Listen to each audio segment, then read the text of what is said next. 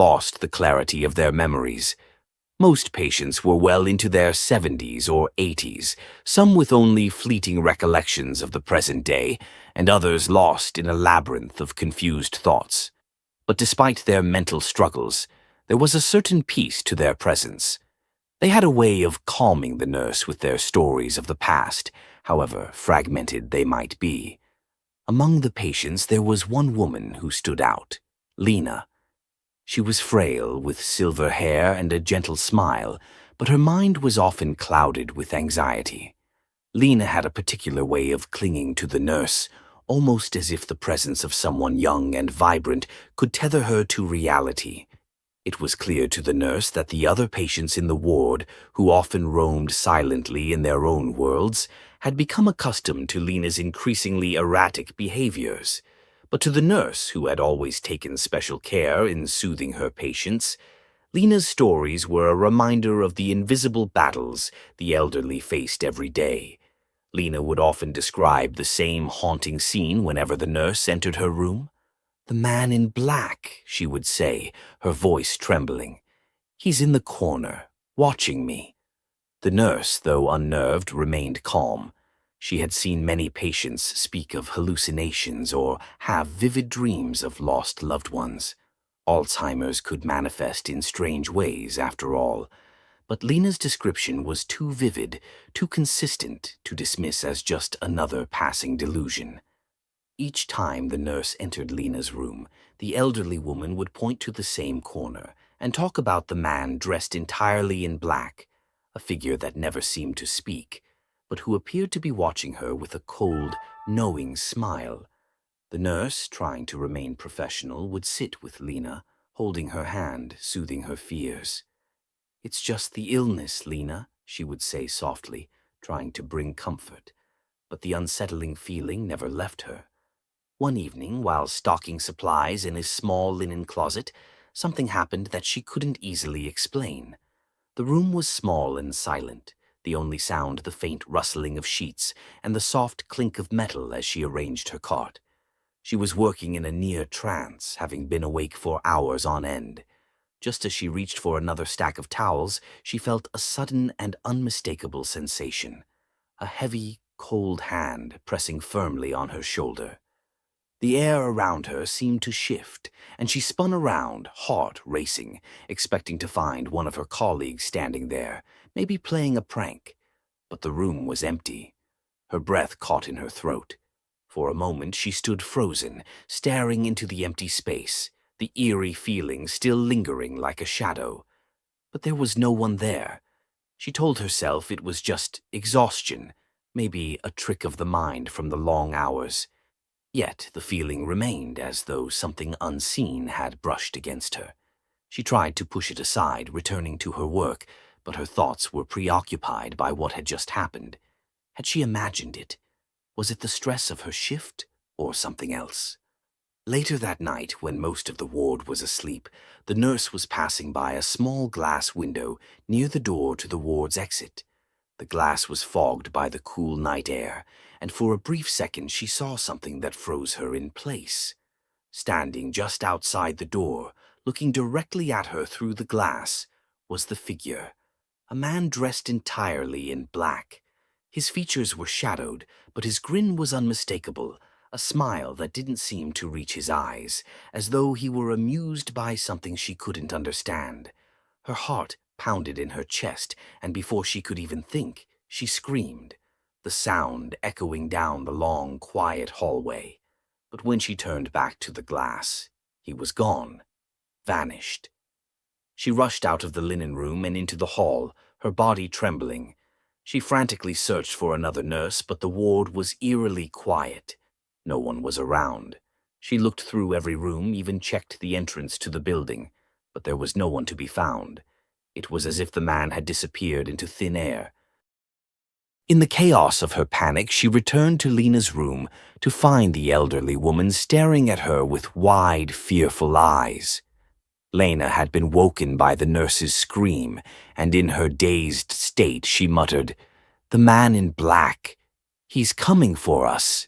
The nurse, still reeling from the strange encounter, asked Lena, almost afraid to hear the answer, what the man in black looked like. Without hesitation, Lena began describing him in detail. He was tall, with a dark coat, and he smiled at me, like he knew something terrible was coming. The nurse's blood ran cold. The description was identical to what she had seen outside the glass door just moments before. She wasn't sure if she was imagining things or if there was something more sinister at work in the hospital, but she could no longer ignore the feeling that she wasn't alone in the ward. That night, as the nurse was finishing her shift, Lena's screams echoed through the ward once more. The elderly woman was in full panic, thrashing in her bed, unable to escape the terror she saw in her mind. "Get me out of here," she screamed. "He's coming. He's coming for us." The nurse, too shaken to continue, quickly called for help. But the unease that had settled over her was overwhelming. The next morning, after the shift had ended, the nurse made a decision that would forever change her life. She texted the head nurse, informing her that her next shift would be her last. The hospital and the unnerving experience with Lena and the man in black had left her deeply unsettled. She wasn't sure if it was the exhaustion, the isolation, or something far beyond explanation, but she knew she could never return. She had seen something or someone that shouldn't have been there, and it haunted her every waking moment. The nurse would never forget the feeling of that hand on her shoulder, nor the image of the man in black smiling through the glass. Was it a figment of her imagination, born from exhaustion and fear, or was it something far darker, a presence that had been lurking in the hospital long before she ever set foot inside? To this day, she still wonders if Lena had known more than she let on, if the old woman had been seeing the truth all along. The nurse, her mind still haunted by the eerie encounter with Lena and the man in black, couldn't shake the unsettling feeling as she prepared to leave the hospital. With trembling hands, she texted the head nurse. "I can't do this anymore. My next shift will be my last. Last night was too much for me." She had always prided herself on being strong, professional, and capable of handling the toughest situations, but something about that night had cracked her composure. The experience, so vivid and terrifying, had left her questioning her own senses, and she could no longer ignore the fear gnawing at her. As she sent the message, the thought of never stepping foot inside that hospital again gave her a strange sense of relief, though the haunting memories would linger far longer than she expected. A few days passed before she was able to put the experience behind her. But then another story surfaced that would send a chill down her spine, a reminder that the lines between the living and the supernatural are often blurrier than we think. This story was shared by a woman who had contracted a rare and severe case of bacterial meningitis. The woman, named Sarah, had been living in South Florida when she suddenly started feeling unwell, nausea, confusion, intense headaches, and a lack of appetite. But it wasn't until the hallucinations started that Sarah knew something was seriously wrong. At first, she brushed it off as the side effects of a bad flu or exhaustion, but the voices she heard from downstairs made her question everything. One evening, as Sarah lay in bed, her head pounding and her body too weak to move, she heard a child's voice calling from the floor below. "Mom?" The sound was so clear, so distinct, that it pierced through her feverish delirium. She froze, her heart racing, certain she must be dreaming. The thing was, Sarah had no children. She had never been pregnant, and her home was empty, just her and her husband, Jason. The voice echoed again. "Mom, are you there?" Terrified and confused, Sarah mustered all her strength and dragged herself out of bed, hoping to find the source of the voice. But when she reached the top of the stairs, the house was eerily silent. The voice never came again. Still unsure of what she had just experienced, she called her husband, her voice trembling. She was so distressed she could barely explain the situation, but Jason assured her that she must have imagined it. He hurried home from work, concerned about her state. Yet, as Sarah waited for him to arrive, the hallucinations only worsened. While changing out of her pajamas, she felt another wave of nausea, causing her to rush to the bathroom. As she was mid-throw-up, she heard a voice again. But this time it wasn't the child's voice.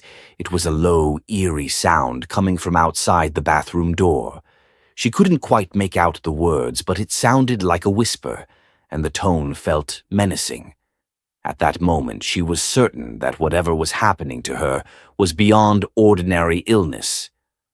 By the time Jason arrived, Sarah was on the floor, clutching her stomach, delirious and barely able to speak.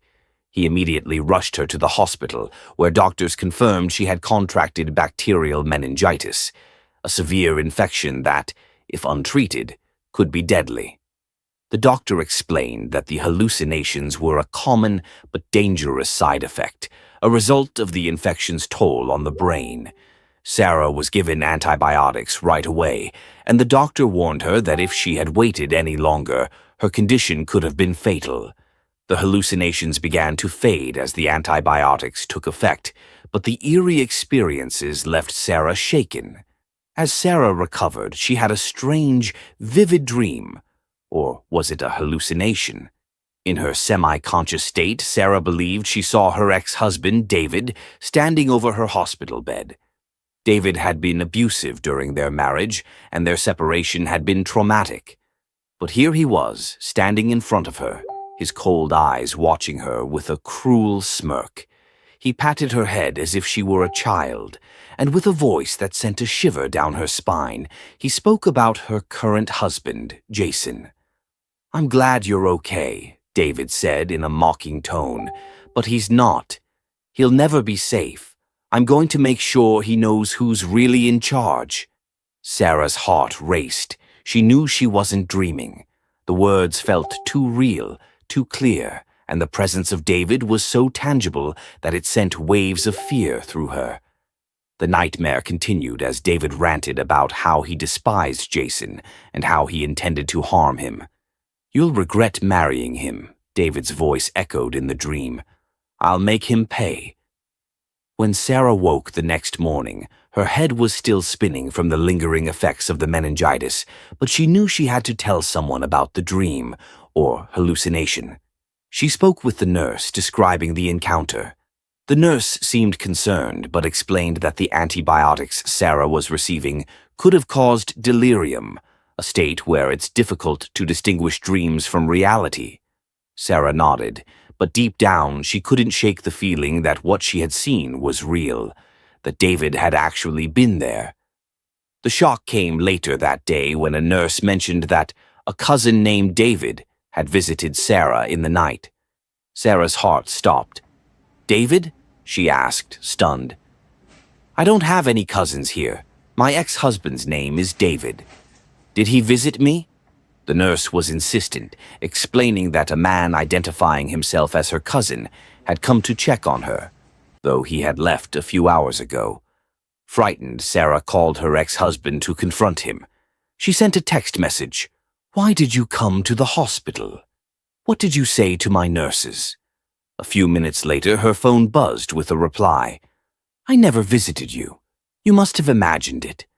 I'm just making sure you're okay." Sarah couldn't believe what she was reading. She had heard the threats clearly in her delirium, felt his presence in the room with her. But according to David's message, it was all in her head. She texted back, furious and confused. "You're lying. I remember everything. And I'm not going to let you hurt Jason. Stay out of our lives or I'll get the police involved." David's response was terse and cold. "I never threatened anyone." "Don't make up lies." But Sarah wasn't sure what to believe anymore. The lines between reality and hallucination had become blurred in a way she could not explain. Had her ex-husband really been there? Or had it all been a product of her feverish mind, twisted by the infection in her brain? Even though her body was healing, the emotional scars from both her past with David and the bizarre hallucinations remained. As she lay in her hospital bed, she couldn't help but wonder if there was something more sinister behind it all, something that went beyond mere illness. The hallucinations had felt too real, too deliberate, as if someone, or something, was trying to communicate with her from beyond the veil of consciousness. The narrator's story took a dramatic and terrifying turn when he met a girl named Francesca through Tinder. She was everything he had hoped for in a date: adventurous, confident, and with a flair for the unusual. Her profile caught his attention immediately. Her sleeve of tattoos on her left arm, her fiery red highlights, and her love for exploring forgotten places. One of her photos stood out in particular. It was taken on the rooftop of an abandoned hospital, the city skyline sprawling behind her. "It's an old, abandoned hospital on the edge of town," she had written in her profile. "It's creepy, sure, but it's also super cool to explore at night, and it's really easy to get in if you know how to avoid the one cop who patrols the parking lot." Intrigued by her boldness and her love for the unconventional, the narrator quickly struck up a conversation. It wasn't long before she suggested they explore the hospital together as a sort of unconventional first date. Most people might have balked at the idea of spending a night in a crumbling, haunted building, but the narrator was all in. It sounded like the perfect adventure, a break from the mundane routine of bars and dinners. The night they met, they drove out to the hospital together, the streets growing emptier as they approached the derelict building. The place loomed in the distance, a massive structure of decaying brick and rusted metal, the windows boarded up or shattered. "We'll park here, on this dead-end street," Francesca said, pulling into a shadowy spot hidden by overgrown bushes. The air was thick with tension, and the narrator couldn't help but feel a sense of foreboding settle over him as they both climbed out of the car. "It's just a 5-minute walk to the entrance," she added, as if this kind of thing was just a normal part of her routine. The two of them made their way across the dark parking lot, their footfalls echoing in the stillness of the night. The sense of isolation was palpable, and every rustling sound made the narrator's heart race a little faster. But Francesca seemed completely unfazed, chatting animatedly about her experiences exploring other abandoned places. She led the way to a broken window, the glass shards glittering in the moonlight like jagged teeth. With a practiced hand, she helped him climb inside. Once inside, the hospital was a maze of dim hallways, decaying furniture, and graffiti-covered walls. The oppressive silence was unsettling, broken only by the occasional sound of their footsteps or the distant creak of old beams. The hospital seemed to stretch endlessly, a labyrinth of rooms and corridors that seemed to go on forever. It was easy to lose track of time as they explored. The farther they ventured, the more the building seemed to consume them. As they reached the first floor, the atmosphere grew tense. Francesca's voice, normally lively, now sounded almost too loud in the silence. She kept talking about the hospital's history, about the rumors of hauntings and ghost sightings. The narrator was starting to feel the weight of the place, the way it seemed to breathe around them, as if the hospital itself was alive. And then, just as they rounded a corner, they both heard it. A soft, distant creak. It sounded like a door opening and closing, but it was far too deliberate. Francesca stopped mid-sentence, and the two of them froze.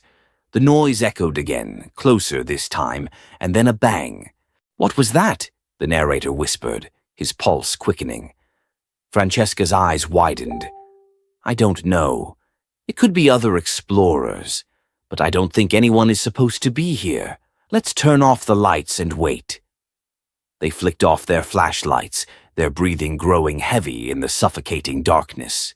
The shadows seemed to press in on them, and the silence stretched on, broken only by the sounds of something, or someone, moving in the corridors nearby. A shuffling sound, a whispering breeze. The sense of being watched was palpable. Then, suddenly, there it was again. A sharp bang, this time much closer.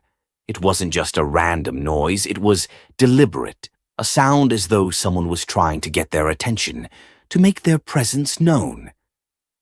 Francesca's eyes darted around nervously, and she grabbed the narrator's arm. "We need to move. Now." Without waiting another second, they scrambled through the dark, their feet slipping on the debris as they ran up a nearby staircase. But the sense of being followed was overwhelming. The footsteps they had heard earlier seemed to grow closer, echoing from behind them. "Someone's after us," the narrator said, his voice strained. Francesca nodded, her face pale but determined. "We need to get to the rooftop. It's the only place where we can catch our breath and figure out what's going on." They reached the rooftop, but the view was anything but calming. The lights of the city below seemed so far away, as though the world outside the hospital had ceased to exist. They huddled in the shadows, trying to steady their breath and listen for any sign of pursuit. But then they heard it. A voice, low and smooth, calling from below. "Come on down." The man was standing at the base of the pillar they were perched on, his voice echoing up toward them. He was dressed in all black, black jacket, black sweatpants, a dark beanie pulled low over his face. He smiled up at them, a wide, chilling grin. "Come on down," he repeated, his voice deep and unnerving. "I won't bite. I just want to talk." Francesca tensed beside the narrator. "No way," she hissed. "That guy is not okay. We need to go." But as they turned to leave, they heard the unmistakable sound of the man's footsteps echoing through the hospital once again, following them up the stairs. The chase was on. They scrambled down the narrow wooden planks, fear pushing them forward as they raced through the dark, twisting hallways. Their flashlights barely illuminated the path ahead as they made their way back toward the basement. The man's footsteps grew louder, his pursuit relentless. Every corner they turned, every hallway they bolted down, seemed to stretch into an endless maze, and the sense of being trapped grew stronger with each passing second. Finally, they reached the basement, and without a second thought, they climbed through the broken window once again. The cold air hit them like a slap as they dropped to the ground, their legs trembling from the adrenaline. "That was too close," the narrator breathed, his heart still racing.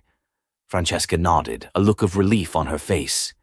"We can't go back there. Not ever." They ran back across the parking lot to the car, their minds racing as they locked the doors. The hospital loomed behind them, its dark windows like empty eyes watching their every move. Neither of them spoke until they reached a nearby fast food joint. They pulled into the parking lot and, despite the tension that still clung to them, they couldn't help but laugh nervously. "I think we just survived a horror movie," the narrator said, shaking his head in disbelief. Francesca smiled, though it was tinged with a nervous energy. "Yeah, but I don't think we're ever going back there again." They spent the next hour talking, trying to process what had just happened. In that moment, the narrator realized how strong the bond between them had become, forged in the fire of fear and survival. What had started as an unusual date had transformed into something far deeper, a friendship born out of shared terror. And while their connection remained strong, neither of them ever returned to the abandoned hospital. It had become a dark chapter in their lives, a place filled with unsettling memories of the man in black who had tried to lure them into the darkness. From that night forward, they remained close friends, sharing their wild stories and adventures. But they both knew that certain places, certain experiences, were better left in the past.